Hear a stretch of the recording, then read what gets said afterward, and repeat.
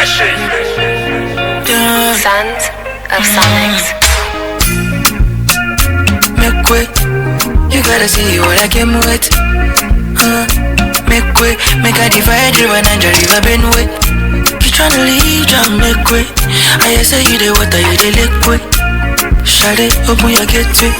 Make I know whether we day on the same wave. What are you on tonight? Girl, you look good. I know anytime you hear that. Now you are hearing it from me. It's a different vibe, so me not care who you are with, who you are with, who you plan to be with in your reach. Baby, hug it, we be on it. Baby, fall with me.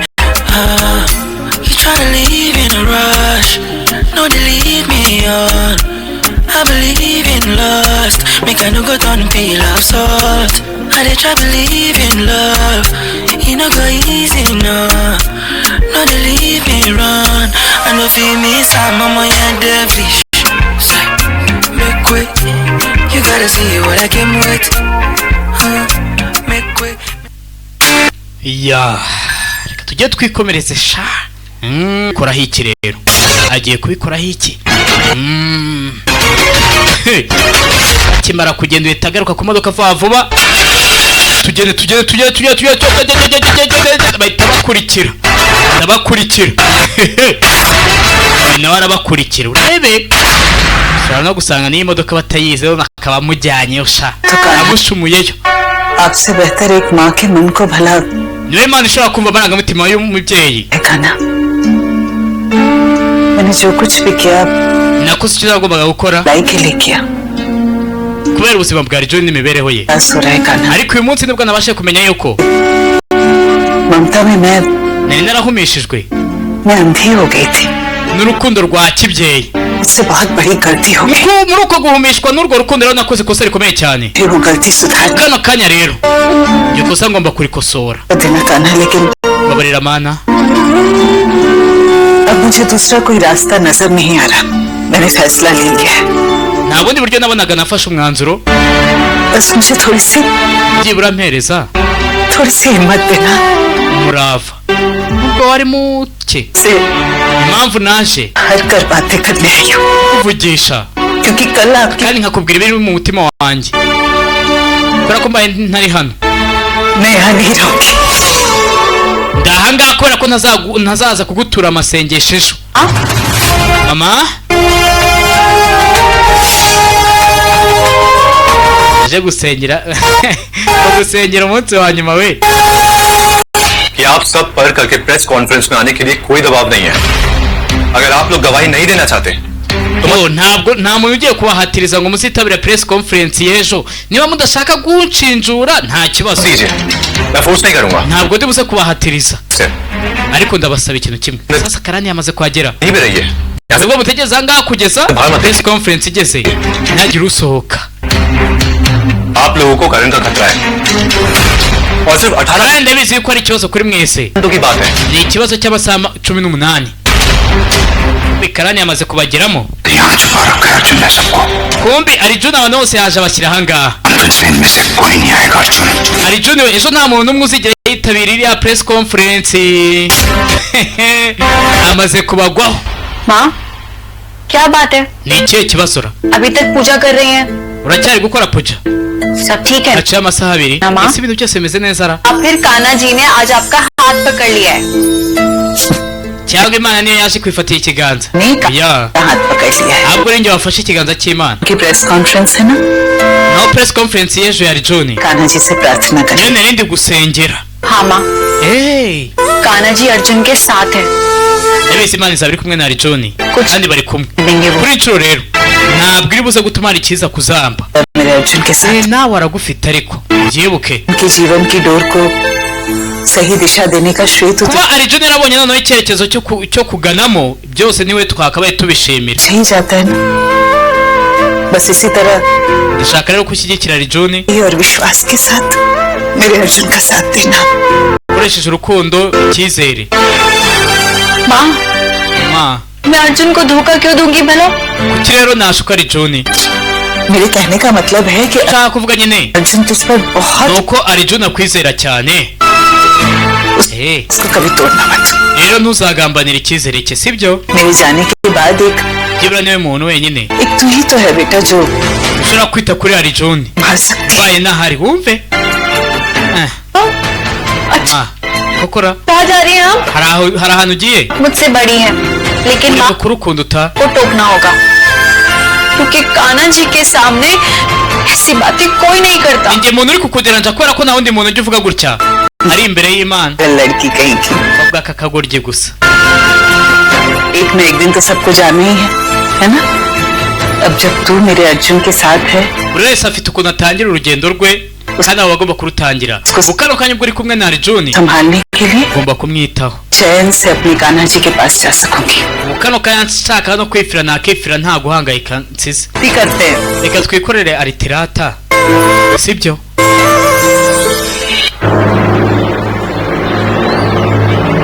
kumbe akuri no sasa iyo ko ari hano telefoni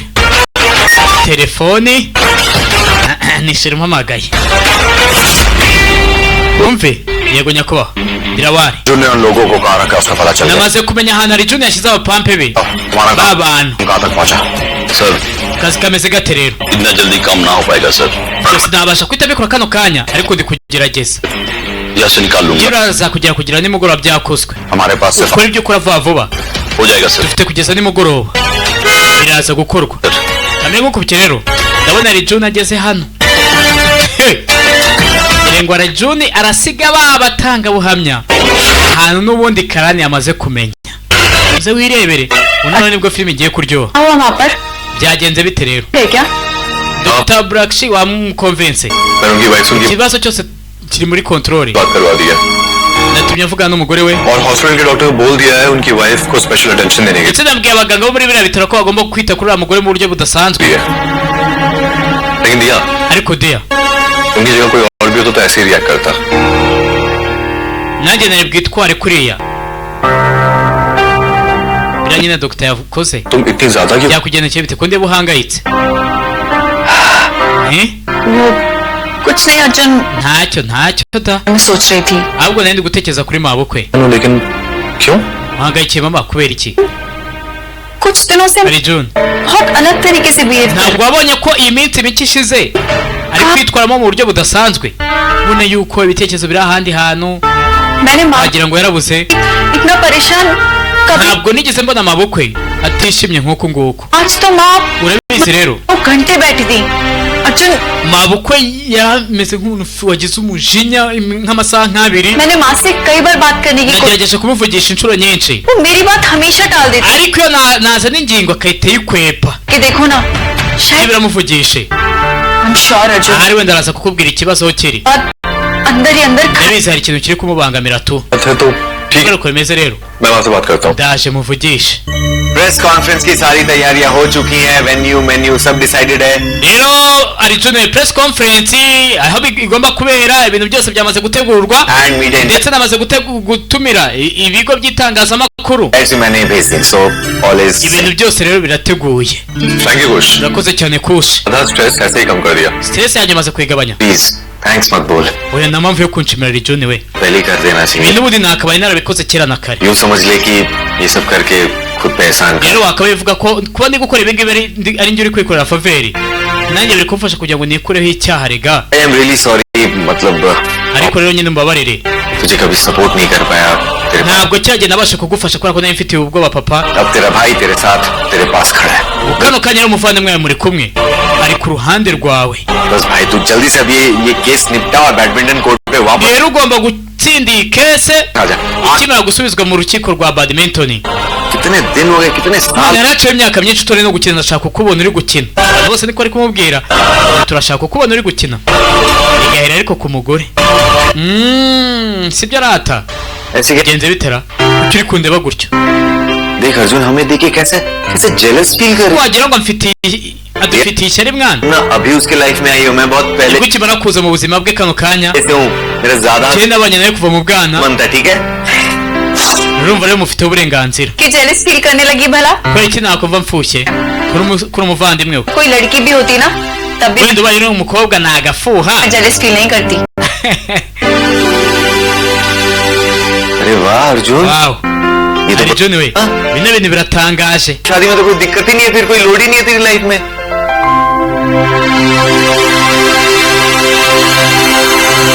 ako kanya hari uwizanye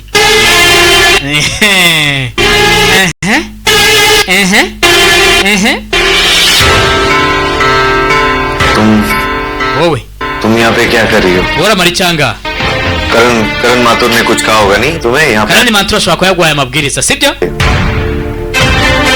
yavuze gushaka amakuru खुश uretse umunota kushe भाभी nyareka क्या वो कुछ कहना है आपको? bigenze bite hari ikintu ushaka kuvuga byari byazanye bari biki nini harika ehe ngaho भाभी nyareka क्या है आप? uhagaze aho ngaho ni ibiki biri mu biganza byawe ये फाइल किस चीज की है? iyo fayiro ni iki irimo iki ngaho nyareka se bigenze bitera nyareka sasa kuri mukecuru दादी ये वीडियो में अंजलि कौन है? ese nyogoko uyu ninde uri muri iyi video ni Angelina हाँ अंजलि हमारे घर में Angelina yaradukoreye नौकरानी थी। yahoze aretse iyi flash iriho से जो मैं rekodi टीना और करण z'amatelefone yose nagiye mpamagarana Mathur के साथ nakoze amatelefone yose yagiye aba hagati ya nyamakira एक बार गरम दूध sasa yarebye umugore we natwe biradutunguye ibaze ko niharika yifasha akavuga ati njyewe kugira ngo ntange amahoro mu rugo nubake ibintu byo guhora ntumvikana n'umugabo wanjye abandi mbona bari guhekana amapyisi reka nemere icyaha ibintu byose nagizemo uruhare ngende byandike mbihereza Arjun amakosa ya Tina na Karani nibyo bagiye bavugana byose narabikodinze nabyo mbitange aha nimwe bitangiye kumutera ubwoba जीभ जल जाता है ना उसके बाद एक एक घूंट बिना aha अब याद आ गया है माधुरी ibintu byose namaze kubyibuka Maduri कहा wabeshye umuhungu wa Arjun तेरे मायके में अंजलि नाम की कोई nta mukozi uri kugeza ukora muri uyu muryango witwa Anjali कि अंजलि Agarwal ukuri ahubwo nuko ari wowe Anjali Agariwari तेरे में तुझे अंजलि के नाम से पुकारते थे n'ubundi wanyu aho uvuka bajyaga bakwita Anjali तूने खुद अपने बेटे bibutse kare na Dia yigeze kumubaza ati se iwanyu ubundi bakwitaga kayi kazina ko wasangaga mu myaka yanyu babita amakobwa makumi mahinja ibintu nk'ibyo ngibyo bakwitaga gute के खिलाफ ni gute wagiye ugashinja umuhungu wawe icyo yamaze kwimenya ने झूठ बोला तूने niyo mpamvu wabeshya Arjun rero siyo mpamvu ubwo siyo mpamvu माजी mabo माजी धीरे बोली थी mawe ni ukuri vuga gahoro vuga gahoro Arjun ashobora kukumva shaka kumvuga gahoro पता चलना ही चाहिए akwiye kumenya yuko अग्रवाल को ari पराई wowe Anjali Agariwari भर में ढूंढ ari रहा gushakisha ahantu hose नहीं खुद उसकी माँ है nta wundi wabikoze uretse mama we mawe kwe we कहने की कोई जरूरत नहीं है nta mpamvu rega yo kumubwiza ukuri चुप रहिए अगर अर्जुन को सच ukuri ceceka तो मुझसे kuko Arjun amutse amenye ukuri वो मुझसे नफरत करने yatangira kunyanga hari nibwo bwo bafite की जिंदगी बर्बाद करके wangije ubuzima bw'umuhungu wawe तू ये सच छिपा के बैठी है मैं जानती हूँ wahishe ukuri imyaka 5 yose मैंने बहुत गलत ninde bizi yuko nakoze amakosa बड़ा गुनाह हो गया nakoze amakosa ahambaye cyane मगर मैं क्या करूं ariko sundi nakora iki kiriya gihe रास्ता नहीं था nta yandi mahitamo rega nari mfite आ रहा था कि मैं क्या करूं nabuze icyo gukora बस एक दिन और रुक जाइए मुझे बस एक दिन की मोहलत दे byibura mpera igihe kingana n'umunsi umwe मैं अर्जुन को सब बता दूंगी ndaza kubwira ibintu byose Arjun कल का कॉन्फ्रेंस हो जाए माँ कल की reka conference y'ejo izashyiraho akadomo ibintu byose सारा सच मेरे बेटे को nyuma yaho umuhungu wanjye nzahita mubwiza ukuri sinzi ko azakuvuga क्यों किया माधुरी rero kuki wabikoze Maduri और वो भी अर्जुन के खिलाफ ni gute wakoshereje Arjun wakoshereje iki मैं तो अब तक अमिताभ को गलत समझती थी ibyabaye kuri Arjun iteka ryose nabirenganyirizaga Amitabh लेकिन सच तो ये है कि ariko तेरे ukuri kw'ibyo wakoze बड़े से बड़ा गुनाह भी आज छोटा नजर आ रहा है ni ibikurenza n'ibindi byose ndabizi mabo मुझसे बहुत बड़ा गुनाह हो गया ndabizi ko nakoze amakosa akomeye cyane उस वक्त मेरे पास कुछ चारा ariko nyine nanjye nta yandi mahitamo nari mfite मैं फंसी हुई nari थी ndi mu kibazo gikomeye cyane मैं फंसी हुई थी nari ndi mu kibazo एक माँ और एक पत्नी के बीच किसी rero nagombaga guhitamo umwanzuro nk'umubyeyi ndetse n'umugore wa Amitabh और माँ हार गई। none iby'ububyeyi byaratsinzwe मुझे njyewe मुझे बस एक दिन की मोहलत दे दीजिए माँ। ni igihe kingana n'umunsi मैं njyewe सब ठीक कर दूंगी। ibintu byose ndaza kubisubiza ku murongo sawa अगर तूने ये सच अर्जुन को नहीं बताया ejo aribyo nutazamwibwirira ukuri igihe uzamukwibwirira tu wimenye undi yamaze kumenya Anjali niko kazina bajyaga bamwita kera we bakimara kuvugana क्या हुआ? bigenze bite icyuki mukecuru we ऐसी क्या खास बातें चल रही है? mwembi n'ibiki mwaganiragara ये आप लोगों को दरवाजा बंद करना पड़ा? ku buryo mwabifungira n'umuryango wa बताइए। mbwira rero हर बात जाननी होती है ना तुझे। urashaka kumenya ibintu byose sibyo मुझे बताए बिना हम कोई बात भी नहीं कर ndetse सकते। nta nubwo twavugana tutakumenyesheje क्या? sawa कोई बात नहीं, मत बताइए। nta kibazo ntubimbwire बता दीजिए, byibura wenda mbwira उदास क्यों रहती है? kubera icyo umaze akanya utishimye byakugendekeye bite कहते कि आप ठीक नहीं है। kuko de yavuze yuko utameze neza मैं तो बिल्कुल ठीक हूँ। oya ameze neza अच्छा, आप ठीक है? kokora umeze neza अब क्या कह रही थी दिया से n'ibiki wabwiye diya कि जब आप नहीं रहेंगी तो वो मेरा ख्याल रखे? wamubwiye ngo azanyiteho ngo igihe utazaba uhari मुझे पता है ndabizi आप कल के प्रेस कॉन्फ्रेंस को लेकर परेशान हैं, twahangayikishijwe na press conference y'ejo है ना? azi ngo ni ibyo ngibyo gusa चिंता मत कीजिए, ariko ntuhangayike सब कुछ ठीक होगा। ibintu byose bizagenda neza migisha ese kuri kumwe nanjye kuri inshuro tuzatsinda iyi ndabizi तू कल जरूर जीतेगा। uzatsinda rwose uzatsinda hey rebe conference का टाइम हो गया है और ntugire rero ngo press conference igere क्या है उनका मैसेज आते ही हम सब निकलेंगे, ठीक है? turaza gutegereza message ya John nitugeraho turita tugenda kumbe dore ngo baraterwa batiteguye kandi nta barinzi bashyize aha ngaha ntaki ari John araho ngazi ngo ibintu byose biri mu mahoro biraryoshye byahehe nibusa ko turi kumwe na Jemuve Electronic Shop cyangwa hazwe ku Musamariya yariya mu isoko ryagoye ku Musanze kuri floor ya kabiri bahamagare kuri 0787 208 351 ushaka firigo nziza ushaka amagare ushaka ama televiziyo y'ama flat screen ama telefoni dukoresha twose twa electronique muri bandera ngo barabatera dore ngo baratera batanga buhamya kandi bose mu bashyire mu modoka bahita babatwara ku ngufu kandi uyajya guhangana n'abaje kubashimuta gasani za pape bakanira we wagisazaho icyo kibazo ra basunika hasi ni ibiki yiri kwibona ndetse bari kureba we yatunze imbunda bajya ararasa yarasa ivasi abonye ko hatarimo amashaza isasu rya nyaryo urabyumva none rero kirebere niba ari iya feke cyangwa iya original we nta muntu ugomba kunyeganyega nta bundi rero mwese ndabarasa mbicire hano kora ibyo babwiye bashyira mu modoka we mbere ngo umupangu wari John urapfuba ku munota wa nyuma yajya guhangana we buretse wagisaza we mahano se nyine muzanemo ubwenge mu bintu urumva cyangwa bamusiga hano ntiyakora do ubundi rado niwe wacu bose bafite abantu bameze nk'aba ngaba ntacyo batakora batajya guhamagara ibintu byose biri tayari wapi ngiye kumubwira byose ati baraje barabashimuta batwaye nk'uko inkoko itwarwa n'agace utamenya ngo bace hehe ntabwo wabyumva ngwiki दादू काका आप चिंता मत कीजिए मैं अभी ntuhangayike ndaje asike karani wa musiko we namutsinze icy'umutwe क्या हुआ? Arjun bigenze bite सारे विटनेस को अगवा कर दिया babandi ya karani araje ashimuta babatanga buhamya Arjun ndaje yewe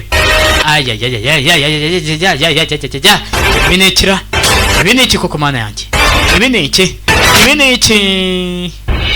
Giye tuyisoreza ahangaha reka dukomeza n'izindi episode mbibutsa yuko filimi zacu zisohoka ku iperu gusa cyangwa kwa DJ ku ipera.com ishyura ifatabuguzi ry'amafaranga 900 ku cyumweru n'ibihumbi 3 ku kwezi.